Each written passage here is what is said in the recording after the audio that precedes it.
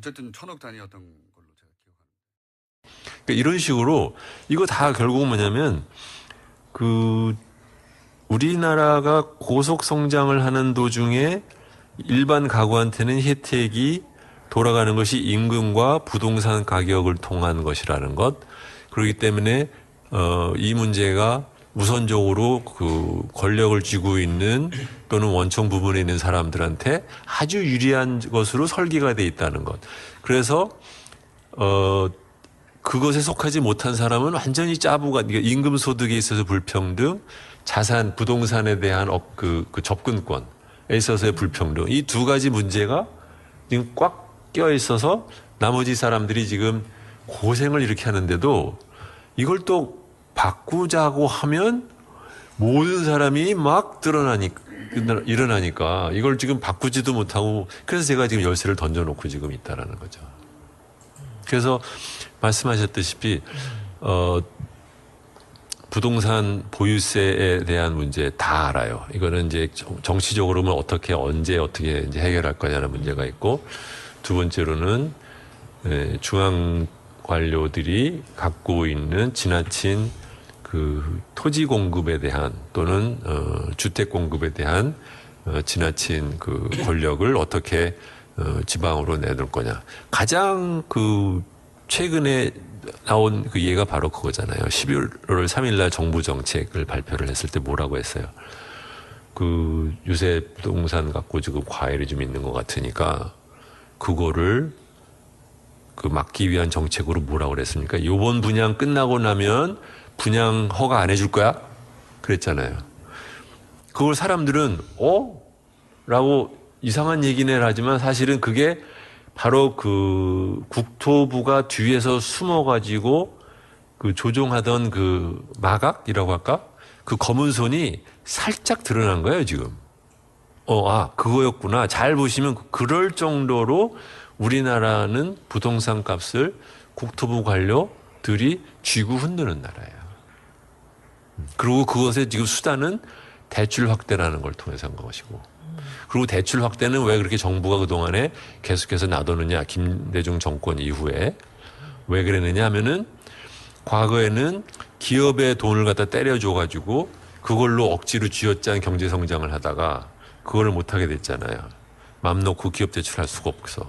그렇게 되니까 대신 가계에다가 대출을 해줘가지고 그래서 경제 성장을 갖다 성장률을 쥐어짜는 것을 한 거죠. 그러니까는 30년 동안 기업 대출 확대, 지나친 부실 대출을 확대를 하면서도 막아주다가 그러다 IMF 위기로 깨지고 나니까는 방향을 틀어서 이번에는 이제 가계 대출을 확대를 해가지고 억지로 그 익스트라 경제 성장률을 만들어내다가 똑같이 지금 덫에 걸린 거예요. 그러니까 IMF 때도 마찬가지인데 돈을 빌려갔으면 원금을 누군가는 언젠가는 갚아야 되는데 안 갚으니까 그러다가 이제 부실이 쌓이니까는 와당탕하고 사고가 난 것이고, 지금은 가계부채도 마찬가지예요. 언젠가는 와당탕 깨지게 되어 있는데 이것을 이제 요 부분은 이게 부동산 가격은 그 해외로부터의 압력이 없잖아요. 그러니까 우리나라도 외환 위기가 왜 터졌냐면은 그러고 있다가 외환 섹터를 열어놨기 때문에 그 대출을 하는데 외자를 빌려서 비출하다 외국 사람들이 돈을 빼가니까 깨진 거지. 만약에 그 당시에 외국 시장이 막혀 있다고 하면 그거 역시 또 얼마나 더 갔을지 모르는 거거든요. 부동산 시장 역시 마찬가지. 버블이고 부실 채권 당연히 많고 원금을 갚을 수 없는 사람들이 투성인데 이것은 외국에서 돈을 빼는 그런 메커니즘이 없기 때문에 정부가 계속해서 쥐고 계속해서 끝까지 버티면서 내 정권, 내 임기, 내 재직 동안은 일이 안 터지도록 하면서 지금 한 10년을 이렇게 끌고 온 거예요. 몰핀이지 몰핀. 그렇죠. 병은 안 낳고 네. 진통제만 갖고. 그런 거예요. 네. 그러니까 수술을 할 때는 그 고통이 있어도 그냥 가르고 암을 도려내서 이것이 당분간 아프지만 회복이 되는 그런 정책을 써야 되는데 순간순간 그냥 모면만 하면서 그런 거죠. 땜빵으로 네. 가는 거죠. 지금 근데 이게 사실 굉장히 궁금한 게 하나 있어요. 여러분들한테 지금 말씀을 드리면 그렇게 무책임하고 미봉책이고 임시응변만 하면서 자기 자리 보전을 하는 관료들이 작년부터 조금 기조가 바뀌었어요. 그래서 대출에 대한 심사를 조금 제한을 해서 그 대출이 늘어가는 것을 지금 막으려고 지금 하고 있잖아요. 왜 그러죠? 더 이상 버틸 수 없다라는 것에 대한 자기들도 더 이건 정말 안 되는 거 아닌가라는 의식을 하는 것 같은데 그게 저는 굉장히 그 궁금하고 흥미로워요. 그러니까 저게 누가 그러나? 왜 그러나? 제 생각에는 이 정책의 변화는 언제 생겼냐면 최경환 씨가 그만두면서부터 시작됐어요. 이거 하나 말씀을 드리면 제 이제 그 동기나 아니면은 뭐 후배들이 뭐 기재부나 금융위에 있잖아요. 최경환 씨가 기재부 장관으로 왔을 때 다들 뜨악했다는 거죠. 왜냐하면 자기들이 생각하기에는 그 사람이 우수 인력이 아니었거든. 자기 동네에서는. 그랬는데 뭐 일찌감치 그래서 말하자면 이제 일종의 이제 쫓겨났다고 할 수도 있고 뭐 밀려나서 과장도 못 해보고 밀려난 사람이 경상도라는 거 믿고 다선 좀 하더니 총리로 온 거야. 그러더니 부동산 뭐 경기를 뭐 부양한다 얘기를 하니까 다들 생각에 저거는 아닌데 싶었던 거죠. 그래가지고 고민들을 했어요. 뭐 실제로 제 친구 중에 하나는 아는 사람 중에 하나는 사표를 낼까도 생각을 했는데 그렇지만 마누라한테 혼나고 어디서? 어디 있는 사람인데? 기재부? 네. 네. 금융위도 마찬가지예요. 그러니까 생각이 있는 관료들은 저거는 아닌데 그랬는데 뭐 그 사람들은 다 뭐 출세하는 게 먼저니까. 그러니까 우리나라 특징 중에 뭐가 안 맞으면 사표를 내는 사람이 있어야 되는데 우리나라는 사표 내는 사람이 아무도 없는다 그러잖아요. 그래서 넘어간 거죠. 근데 최경환 씨가 부총리를 재작년이구나 벌써 2015년 하반기에 그만두죠.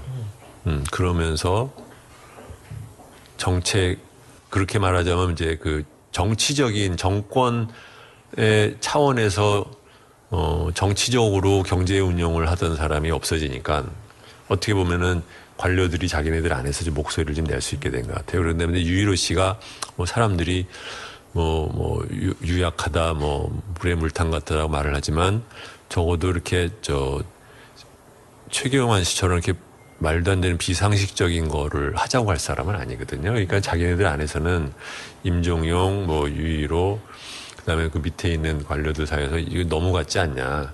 그런데 그러면 넘어갔는데 갑자기 툭 끊으면 이거는 이제 금단 현상이 벌어져서 그다음에 이제 갑자기 크게 생길 수 있으니까는 어떻게 어디서부터 조정을 할 거냐 갖고 자기들끼리 엄청 고민을 하고 그러고 난 다음에 나온 결론이 작년 하반기부터 이제 대출에 대한 그 증가세를 좀 막자. 근데 자산 가격, 주식이 됐든 채권이 됐든 부동산이 됐든 자산의 가격에 가장 큰 영향력을 미치는 것은 바로 신용이에요. 신용이 늘면 자산값은 늘게 돼 있어요. 항상. 그 버블이 이게 일반적인 그 외국에서의 그 버블이라는 것 또 주식이라든가 모든 그 버블 뒤에는 다 신용 팽창이 있는 거거든요. 신용 팽창 없이 버블은 원래가 불가능해요. 그렇잖아요. 없던 돈이 어디서 생기겠어 자기네들이. 그러니까 결국은 신용을 제 생각에는 지금 정권이 곧 없어진다. 그다음에 이제 차기 정권이 만약에 그게 최경환 같은 사람을 다시 쓸 그런 정치적인 그런 그 나쁜 의도를 갖고 있는 정권이 들었으면 또 무슨 짓을 할지 모르는데 그것이 아니라고 하면 신용 확대 증가세를 처음에는 이제 증가세를 이렇게 낮추는 것 이렇게 그 다음에는 이것이 이제 자연스럽게 꺾이게 하는 요 과정을 정부에서는 또는 이제 관료들은 그걸 어떻게 자기들이 매니지를 하고 싶어 할 거예요. 그러니까 그게 이제 소위 말하는 이제 소프트 랜딩이죠. 연착륙을 하는 것인데 그것이 공무원들이 원하는 것처럼 연착륙으로 끝날지 한 번 시작되면 어떻게 될지 아니면은 그냥 장기적인 불황으로 갈 건지 그거는 뭐 아무도 모르는 거죠. 근데 이 최경환 얘기 잠깐 좀 더 하고 가면 어떻게 그런 사람이 그렇게 등용이 됐을까요? 뭐 다른 어떤 재능이 뭐 하나가 있긴 있나요? 열심히 박근혜 씨를 뭐 칭송하는 그거. 저는 이번에 그 의료농단에서 이 분당 서울대 병원이 벼랑간 이제 부상을 하면서 대통령 주치 그리고 서울대 병원장, 분당 병원장 그리고 보건복지부 장관까지 들어갔어요. 근데 그것에 이제 최경환 씨가 뭐가 있다라는 이제 제보를 제가 받았거든요. 그래서 알고 보니까 최경환 씨 부인의 초등학교 동창이 그 분당 병원에 있었어요. 그러니까 그 사람이 중심이었다라는 얘기가 있는 거예요. 그래서 이 라인이 뭐냐 했더니 최경환 씨 친척이다 했는데 그날 청문회에서 물었더니 초등학교 동창이라고 대답을 한 거죠. 근데 이 사람은 경북대 나온 사람인데 이 사람이 지금 이제 분당 병원장이죠. 분당 병원장이에요, 지금. 분당 병원장이 됐고 그 전임으로 분당 병원장 하던 사람이 지금 보건복지부 장관이에요. 보건복지부 장관은 국민연금을 관장하는 부서 아닙니까? 그리고는 그 사람 이제 이전에 있었던 사람이 지금 서울대 병원장이고요. 그러니까 그게 제가 받은 제보로는 그 중심에 최경환이 있었다라고 얘기를 하는 거죠. 그러니까 그 라인들이 지금 근데 그걸 아무도 파헤치질 않고 있습니다. 그래서 저는 그거 너무 의아하다는 생각을 해요. 그리고 아까도 말씀하셨지만 지금 보건복지부 장관과 지금 국민연금 사장과 이 사람들이 지금 삼성 도와주기를 지금도 계속하고 있을 거라는 거죠. AS 차원에서 이걸 뒷바라지를 하고 있을 거라는 거죠. 그래서 지난번에 최경환이라는 사람이 무능하다고 한번 뭐라 그러셨 적 있잖아요. 후배죠. 최경환 씨요? 응. 그 사람도 서울상대 나온 사람 아니에요? 적어도 모르는데요. 네. 하여튼 뭐 쓸데없는 얘기였고 질문들 몇 가지 들어온 얘기 좀 몇 가지 하겠습니다. 노무현 씨 아니고 노무현 전 대통령이라고 얘기해달라고 막 화내는 사람이 하나 있었어요. 그런데 싫어요. 네. 그런데 보니까 박정희 전두환한테는 씨도 안 붙이더라고요. 그러니까 그건 제가 못 고칩니다. 여러분들 좀 불편하셔도 그냥 들어주세요. 그리고 이건 그냥 제 생각에 이게 단순하고 무식한 제 생각에 하는 얘기인데 우리나라 사람들이 너무 아파트만 좋아하는 거 저는 정말 이상하다고 생각하거든요. 네. 아파트만 좋아해요. 근데 땅의 지분도 높고 그런 그 옆에 있는 연립주택은 훨씬 더 나중에 보면 더 좋을 것 같은데 우리는 연립주택 빌라는 너무 싸요. 어이없이 싸요. 근데 왜 싸냐 했더니 이거는 사봤자 오르지 않는다는 거예요. 그럼 사봤자 오르지 않으면 싸면 그거 사면 되잖아. 올릴 거 생각 안 하면. 30평짜리 연립주택이 아파트 20평짜리보다 싸요. 근데 자산이 뭐야? 그러면 이 국민들이나 집을 사려고 하는 사람들한테도 굉장히 큰 이기심이 있는 거잖아요. 근데 그 연립주택이 모여있는 단지들은 나중에 개발이 돼서 그것이 고층 아파트가 돼요. 그럼 그때 가서 땅을 치는 거지. 그때 연립주택 살 걸. 아, 뭐냐고. 이게, 그리고 아파트가 단독주택보다 더 비싼 나라가 우리나라 말고 또 있을까요? 없을 거예요. 네. 아파트가 비싸요. 그리고 여기서 참 어이없는 거는 우리나라 지금 건축이 굉장히 많이 발달했습니다. 중국에서 우리나라 건축가들은 아주 잘 나가고 있고 그리고 그 건축가들의 건축 디자인 수출도 굉장히 많이 있어요. 근데 이 아파트나 그 뒷골목에 있는 우리 다세대 주택들이 우리나라를 지금 다 망치고 있다고 생각해요.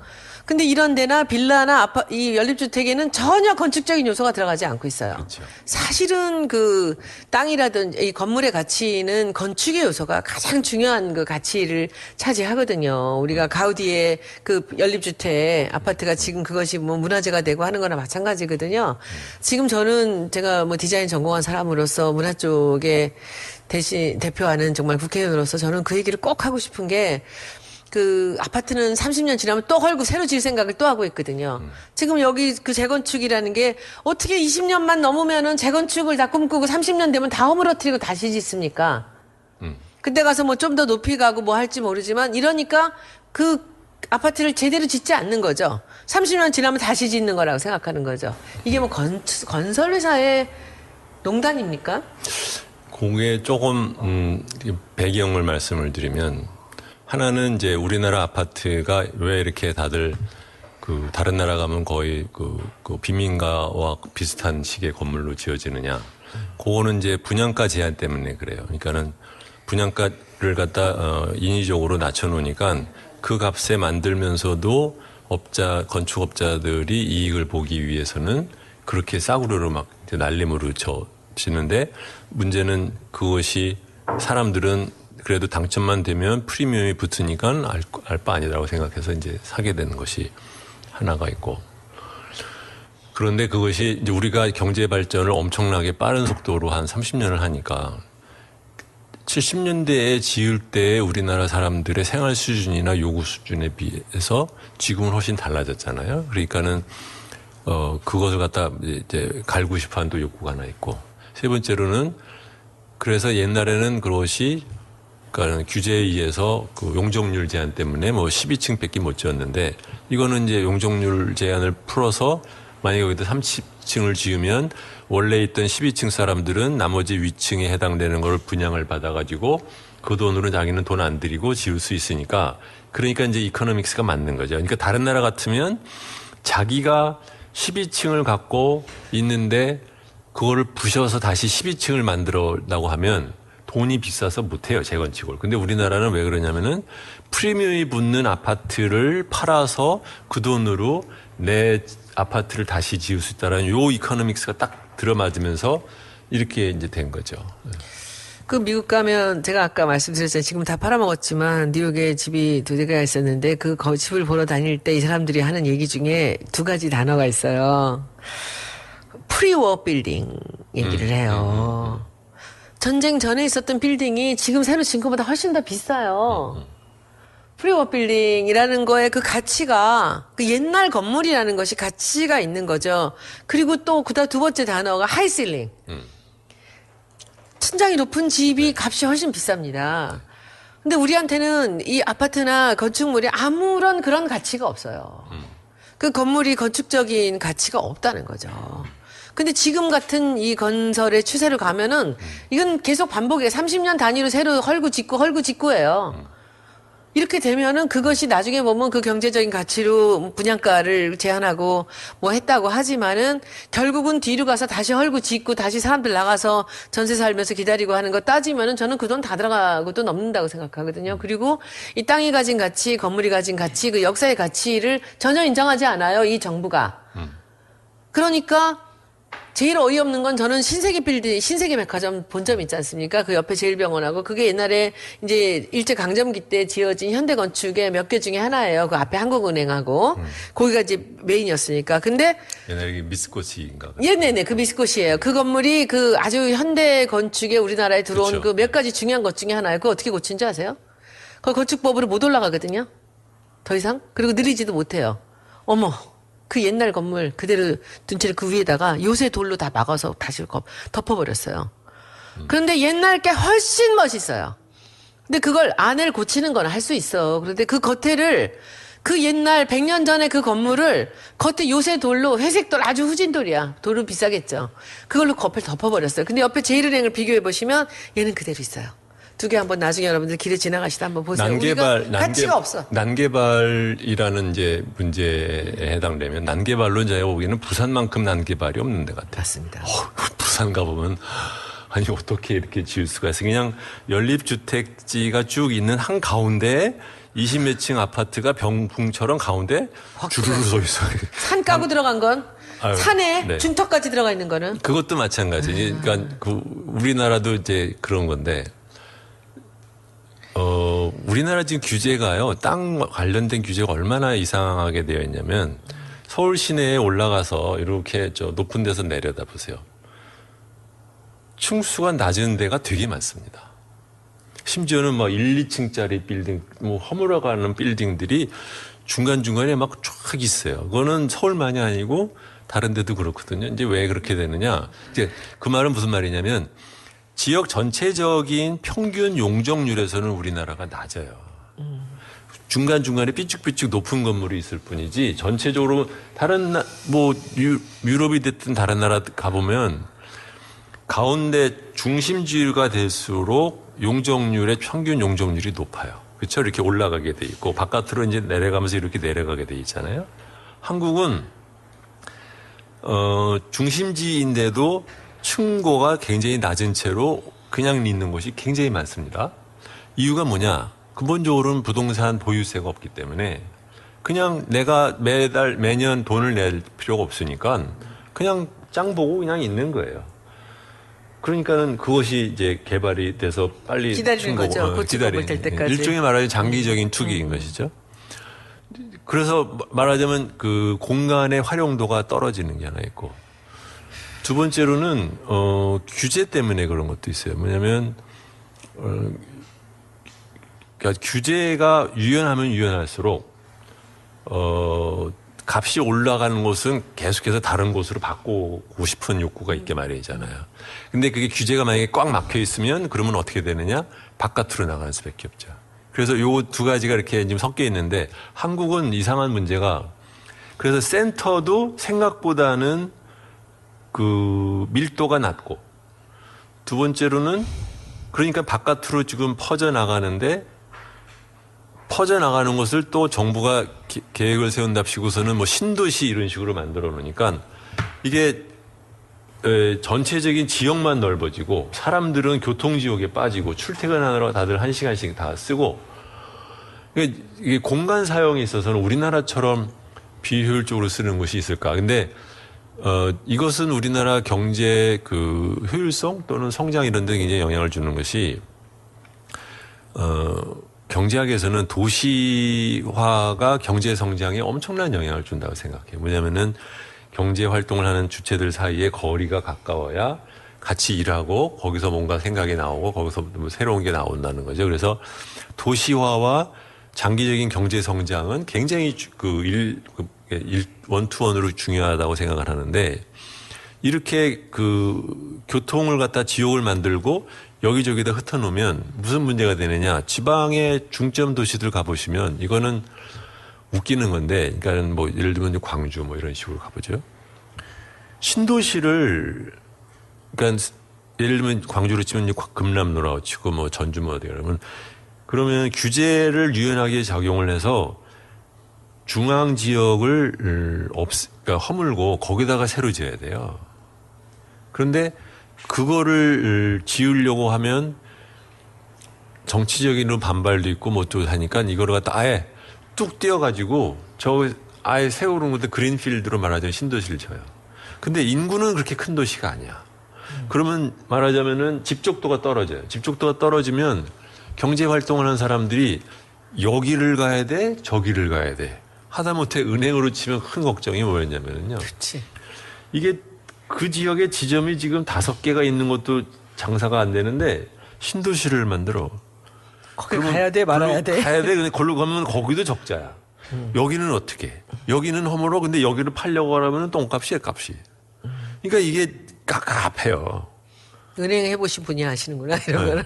그러니까 지점도 그렇고. 그러니까 지역 공간을 갖다 사용한다는 면에서 우리나라는 서울도 그렇거니와 이 수도권도 그렇고 다른 지역들도 그렇고 전체적으로 그러니까 도시계획이라는 면에서는 이거는 정말 말도 안 되는 것을 그대로 지금 갖고 있는 거죠. 근데 그것을 이것에 관련된 이권은 안 드러나요. 누가 어디서 무슨 결정하는지가. 게다가 아까 말씀대로 부산 같은 데가 그렇듯이 이제 소도시로 가면은 그 규제가 눈에 보이질 않아요. 지금 여기 있는 말씀 중에 너무 재밌는 얘기가 양산 사시는 분이래요. 양산 아파트 장난 아니게 들어오는데 이 아파트 간격이 앞에 있는 아파트랑 하이파이브 해야 될 정도라는 거예요. 이렇게 이게 지방을 가면 놀라울 정도로 규제가 안 보여요. 네. 그러니까 그냥 슥슥슥슥 그냥 지방자치단체나 이런데 허가 문제 이런 것들이 다 그렇게 가고 있는 거예요. 난개발이죠. 네. 난개발이 이제 옛날에 했던 게 이제 김영삼 정권 때 요거는 조금 얘기했는데 근데 국토부가 갖고 있는 이상한 권력이 하나 있고 그다음에 또 하나는 무슨 문제가 있냐면 농림부가 갖고 있는 이상한 권력. 농림부는 무슨 권력을 갖고 있느냐? 농지 지정을 하는 권력을 갖고 있어요. 그래서 이거는 농사짓는 땅이니까 건드리지 마. 그것까지 그 자체로서 말이 될지도 모르는데 그중에서 일부분 뽑아서 빼주는 권한 요거를 또 농림부가 갖고 있는 거예요. 그러니까 이 권력이 엄청난 농수산부 거지. 자꾸 노인네 얘기 그쵸? 듣지 네. 말고. 농수산부가. 그러니까는 그게 이제 지방에 고속도로 타고 가다 보면은 왜 밑도 끝도 없이 뭐 읍밖에 안 되는데 갑자기 한 군데 갑자기 아파트가 확 들어왔지? 서 있어. 아니 멀쩡한 농지들 놔두고 왜 5층짜리를 아담하게 지으면 좋을 사람들이 그러니까. 왜 짓을 하느냐고. 그 돈이죠. 그게 바로 건설회사에. 그게 그 땅 지정을 딱 고기만 쥐고 있어 해놓은 거지. 고기만 해주고 그렇지. 나머지는 안 해주는 거야. 그렇지. 그래야 그 업자가 그렇지. 고기 장사를 해먹으니까. 그렇지. 네. 그 참 그 이 말씀이 정말 지방을 시골을 가보면 그 넓은 데를 두고 네. 나지막하게 예쁘게 지어놓으면 될 거를 한 군데 가서 이렇게 올라가 있지. 올라가야지 돈이 되거든. 그리고 땅 깎아서 그렇지. 산 깎아가지고 왜 정말 이건 전 세계 어디를 가도 이거 한국밖에 없어요. 그렇죠. 빈 데는 텅텅 비어 있고. 그러면 왜 전 세계는 없는데 한국은 왜 그러냐? 그게 제가 계속해서 강조해서 말씀드리는 게 중앙 관료들한테 우리가 그냥 넘겨놓은 권한이 너무 많다는 거예요. 그래서 이 사람들이 자기들한테 배짱 맞는 사람들한테 이렇게 해주는 걸로 가다 보니까 우리가 이상하게 막 말도 안 되는 그 삶을 산다는 거죠. 근데요, 이제 우리 여기에 대해서 또 조금 한번 우리 이제 오늘부터 경제민주화를 달았기 때문에 이제 얘기를 부담 싫으셔도 한번 얘기를 좀 해보자고. 이제 우리 공 선생은 경제 정책 만드는 게 취미고 그러면서 우리 총선 때 공약을 했잖아요. 만들었잖아. 이게 이제 선거를 앞두고 우리가 경제민주화 얘기를 해나가면서 이렇게 디테일하게 부동산 얘기도 하고 뭐 청년 얘기도 하고 이제 쭉 하지 않습니까? 이게 이제 선거에 미치는 영향에 대해서 한번 얘기를 좀 해주세요. 이게 선거를 놓고는 이 모든 당들이 다 사람들이 듣기 좋은 얘기만 그 헛 공약을 갖고 약속을 하지 않습니까? 네. 근데 지금 적어도 우리가 오늘 6번째까지 오는 과정에서는 이게 이 나라가 어떻게 하면 미래지향적으로 청년들이 살기 좋은 나라를 만들어서 주거도 해결하고 봉급도 해결하고 이렇게 할 수 있는가를 얘기하고 있는데 이것이 혹시나 이게 근본을 우리가 정권 교체를 하지 않으면 할 수 없는 일들인데 이런 일들이 실제로는 선거에서는 우리가 표를 얻는데 부담이 될 수 있다라는 것이 또 딜레마가 아니겠습니까? 그렇죠. 뭐 어떻게 보면 이제 그래서 저희들이 이런 방송 하는 거 아닐까 싶어요. 왜냐면은 사람들이 자기가 지금 어떻게 당하고 있는지를 알아야 그래야 그런 식의 그 단물을 약속하는 사람들의 말을 비판적으로 볼 수 있는 거죠. 그러니까 영어로 말하면 이제 리터러시라고 그래요. 그러니까 소위 말하면 이제 이해력인데 글을 읽고 이해할 수 있는 그 능력을 원래는 리터러시라고 하지만 그걸 앞에다 붙이면 우리나라로 치면 이제 폴리티컬 리터러시, 이게 정치적인 이해력, 그다음에는 이코노믹 리터러시, 경제가 어떻게 돌아가는지 기본적인 리터러시, 그다음에 이제 미디어를 읽고 비판적으로 읽는 뭐 이런 것들이 갖춰진 시민들이라고 하면 그런 거에 이제 덜 속을 것인데 제가 보기에는 나이 드신 분들은 머릿속에 이제 굳어진 생각이 많아서 그 사람들한테 기대하기는 어렵고 젊은 사람들이 이것을 더 많이 알면 알수록 그런 것에 덜 속지 않을까.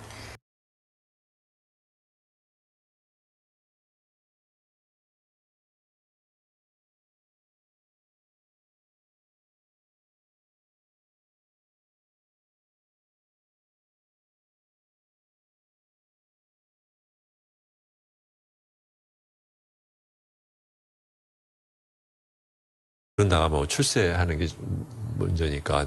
그러니까 우리나라 특징 중에 뭐가 안 맞으면 사표를 내는 사람이 있어야 되는데 우리나라는 사표 내는 사람이 아무도 없는 나라잖아요. 그래서 넘어간 거죠. 근데 최경환 씨가 부총리를 재작년이구나 벌써 2015년 하반기에 그만두죠. 그러면서 정책, 그렇게 말하자면 이제 그 정치적인 정권의 차원에서 정치적으로 경제 운영을 하던 사람이 없어지니까 어떻게 보면은 관료들이 자기네들 안에서 좀 목소리를 좀 낼 수 있게 된 것 같아요. 그런데 유일호 씨가 뭐 사람들이 유약하다, 물에 물탕 같다라고 말을 하지만 적어도 이렇게 최경환 씨처럼 이렇게 말도 안 되는 비상식적인 거를 하자고 할 사람은 아니거든요. 그러니까 자기네들 안에서는 임종용, 뭐 유일호, 그다음에 그 밑에 있는 관료들 사이에서 이거 넘어갔지 않냐. 그런데 그러면 넘어갔는데 갑자기 툭 끊으면 이거는 이제 금단 현상이 벌어져서 그다음에 이제 갑자기 크게 생길 수 있으니까는 어떻게 어디서부터 조정을 할 거냐 갖고 자기들끼리 엄청 고민을 하고 그러고 난 다음에 나온 결론이 작년 하반기부터 이제 대출에 대한 그 증가세를 좀 막자. 근데 자산 가격, 주식이 됐든 뭐 채권이 됐든 부동산이 됐든 자산의 가격에 가장 큰 영향력을 미치는 것은 바로 신용이에요. 신용이 늘면 자산값은 늘게 돼 있어요. 항상. 그 버블이 이게 일반적인 그 외국에서의 그 버블이라는 것 또 주식이라든가 모든 그 버블 뒤에는 다 신용 팽창이 있는 거거든요. 신용 팽창 없이 버블은 원래가 불가능해요. 그렇잖아요. 없던 돈이 어디서 생기겠어 자기네들이. 그러니까 결국은 신용을 제 생각에는 지금 정권이 곧 없어진다. 그다음에 이제 차기 정권이 만약에 그게 최경환 그래서 이것이 당분간 아프지만 회복이 되는 그런 정책을 써야 되는데 순간순간 그냥 모면만 하고 그런 거죠. 땜빵으로 네. 가는 거죠. 지금 근데 이게 사실 굉장히 궁금한 게 하나 있어요. 여러분들한테 지금 말씀을 드리면 그렇게 무책임하고 미봉책이고 임시응변만 하면서 자기 자리 보전을 하는 관료들이 작년부터 조금 기조가 바뀌었어요. 그래서 대출에 대한 심사를 조금 제한을 해서 그 대출이 늘어가는 것을 지금 막으려고 지금 하고 있잖아요. 왜 그러죠? 더 이상 버틸 수 없다라는 것에 대한 자기들도 더 이건 정말 안 되는 거 아닌가라는 의식을 하는 것 같은데 그게 저는 굉장히 그 궁금하고 흥미로워요. 그러니까 저게 누가 그러나? 왜 그러나? 제 생각에는 이 정책의 변화는 언제 생겼냐면 최경환 씨가 그만두면서부터 시작됐어요. 이거 하나 말씀을 드리면 제 이제 그 동기나 아니면은 뭐 후배들이 뭐 기재부나 금융위에 있잖아요. 최경환 씨가 기재부 장관으로 왔을 때 다들 뜨악했다는 거죠. 왜냐하면 자기들이 생각하기에는 그 사람이 우수 인력이 아니었거든. 자기 동네에서는. 그랬는데 뭐 일찌감치 그래서 말하자면 이제 일종의 이제 쫓겨났다고 할 수도 있고 뭐 밀려나서 과장도 못 해보고 밀려난 사람이 경상도라는 거 믿고 다선 좀 하더니 총리로 온 거야. 그러더니 부동산 뭐 경기를 뭐 부양한다 얘기를 하니까 다들 생각에 저거는 아닌데 싶었던 거죠. 그래가지고 고민들을 했어요. 뭐 실제로 제 친구 중에 하나는 아는 사람 중에 하나는 사표를 낼까도 생각을 했는데 그렇지만 마누라한테 혼나고 어디서? 어디 있는 사람인데? 기재부? 네. 네. 금융위도 마찬가지예요. 그러니까 생각이 있는 관료들은 저거는 아닌데 그랬는데 뭐 그 사람들은 어쨌든 1,000억 단위였던 걸로 제가 기억합니다. 그러니까 이런 식으로 이거 다 결국은 뭐냐면 그 우리나라가 고속 성장을 하는 도중에 일반 가구한테는 혜택이 돌아가는 것이 임금과 부동산 가격을 통한 것이라는 것. 그렇기 때문에 이 문제가 우선적으로 그 권력을 쥐고 있는 또는 원청 부분에 있는 사람들한테 아주 유리한 것으로 설계가 돼 있다는 것. 그래서 그것에 속하지 못한 사람은 완전히 짜부가, 그러니까 임금 소득에 있어서 불평등, 자산 부동산에 대한 그 접근권에 있어서의 불평등, 이 두 가지 문제가 지금 꽉 껴 있어서 나머지 사람들이 지금 고생을 이렇게 하는데도 이걸 또 바꾸자고 하면 모든 사람이 막 일어나니까 이걸 지금 바꾸지도 못하고, 그래서 제가 지금 열쇠를 던져놓고 지금 있다라는 거죠. 그래서 말씀하셨다시피 부동산 보유세에 대한 문제 다 알아요. 이거는 이제 정치적으로는 어떻게 언제 어떻게 이제 해결할 거냐는 문제가 있고, 두 번째로는 중앙 관료들이 갖고 있는 지나친 그 토지 공급에 대한 또는 주택 공급에 대한 지나친 그 권력을 어떻게 지방으로 내놓을 거냐. 가장 그 최근에 나온 그 예가 바로 그거잖아요. 11월 3일 날 정부 정책을 발표를 했을 때 뭐라고 했어요.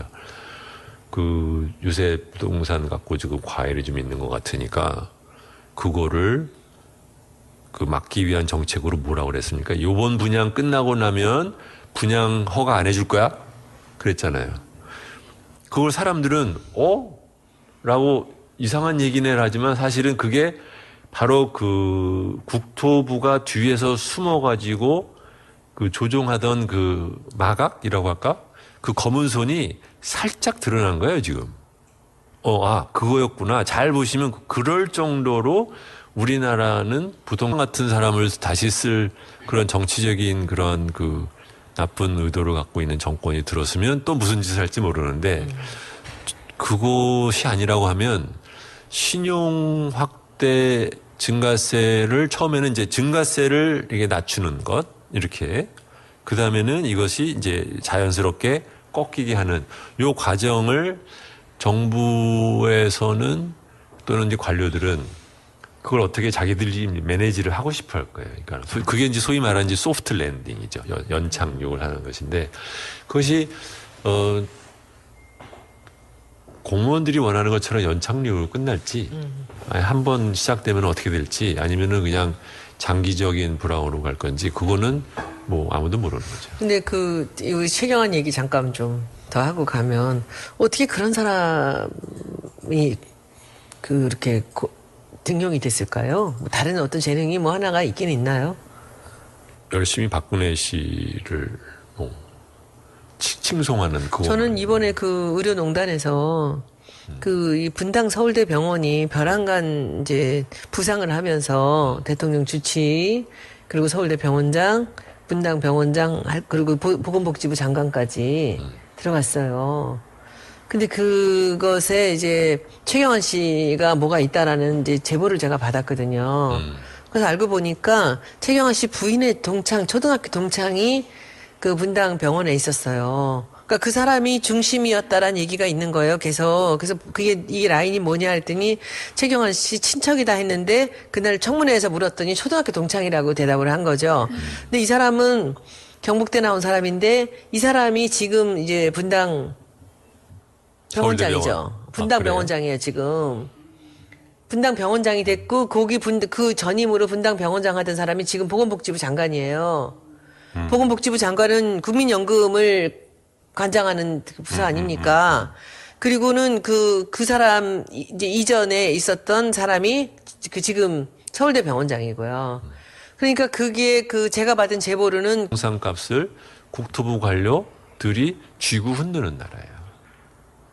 그리고 그것의 지금 수단은 대출 확대라는 걸 통해서 한 것이고. 그리고 대출 확대는 왜 그렇게 정부가 그동안에 계속해서 놔두느냐, 김대중 정권 이후에. 왜 그랬느냐 하면은 과거에는 기업의 돈을 갖다 때려줘가지고 그걸로 억지로 쥐어짠 경제 성장을 하다가 그거를 못하게 됐잖아요. 맘 놓고 기업 대출할 수가 없어. 그렇게 되니까 대신 가계에다가 대출을 해줘가지고 그래서 경제 성장을 갖다 성장률을 쥐어짜는 것을 한 거죠. 그러니까는 30년 동안 기업 대출 확대, 지나친 부실 대출을 확대를 하면서도 막아주다가 그러다 IMF 위기로 깨지고 나니까는 방향을 틀어서 이번에는 이제 가계 대출을 확대를 해가지고 억지로 그 익스트라 경제 성장률을 만들어내다가 똑같이 지금 덫에 걸린 거예요. 그러니까 IMF 때도 마찬가지인데 돈을 빌려갔으면 원금을 누군가는 언젠가는 갚아야 되는데 안 갚으니까 그러다가 이제 부실이 쌓이니까 와당탕하고 사고가 난 것이고 지금은 가계부채도 마찬가지예요. 언젠가는 와당탕 깨지게 되어 있는데 이것을 이제 요 부분은 이게 부동산 가격은 그 해외로부터의 압력이 없잖아요. 그러니까 우리나라도 외환 위기가 왜 터졌냐면은 그러고 있다가 외환 섹터를 열어놨기 때문에 그 대출을 하는데 외자를 빌려서 비출하다 외국 사람들이 돈을 빼가니까 깨진 거지. 만약에 그 당시에 외국 시장이 막혀 있다고 하면 그거 역시 또 얼마나 더 갔을지 모르는 거거든요. 부동산 시장 역시 마찬가지 버블이고 부실채권 당연히 많고 원금을 갚을 수 없는 사람들이 투성인데 요것은 외국에서 돈을 빼는 그런 메커니즘이 없기 때문에 정부가 계속해서 쥐고 계속해서 끝까지 버티면서 내 정권, 내 임기, 내 재직 동안은 일이 안 터지도록 하면서 지금 한 10년을 이렇게 끌고 온 거예요. 모르핀이지 몰핀. 그렇죠. 병은 안 낳고 네. 진통제만 갖고. 그런 거예요. 네. 그러니까 수술을 할 때는 그 고통이 있어도 그냥 가르고 암을 도려내